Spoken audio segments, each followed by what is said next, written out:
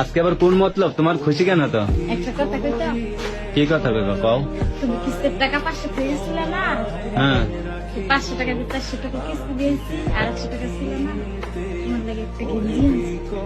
আমার জন্য গেঞ্জি আনছো?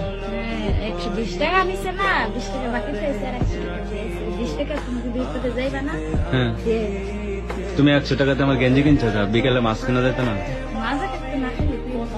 হ্যাঁ মাজা কাটতে না খাইলে কি হবে? কিছু হবো না, না, তুমি গেঞ্জি কিনে আনছো? খাই দেবো। হ্যাঁ গায়ে দেবে? দেখবা? সাদা গেঞ্জি দেখা তো। আচ্ছা ভালো লাগছে তোমার? ভাল লাগছে দেখে তো কিনে নিয়ে আইছি, নাইলে কিনতাম। আচ্ছা দেখি দাও তো, গায়ে দিয়ে দেখি। সুন্দর লাগে, সাদা জিনিসের মধ্যে সুন্দর লাগে। তাই? আচ্ছা দাও।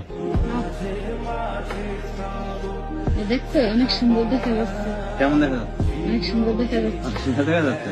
হ্যাঁ। তোমার কে কইছে আমার জন্য গেঞ্জি কিনতে? 100 টাকাতে মাছ কিনতাম, খাইতে পারতো না?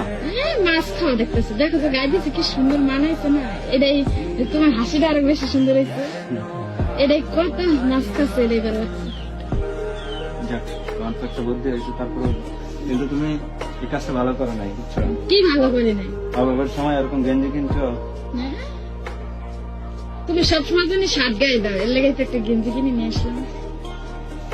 এখন শার্ট গায়ে দেওয়া বন্ধ, গেঞ্জি গায়ে দিতে হবে। হ্যাঁ?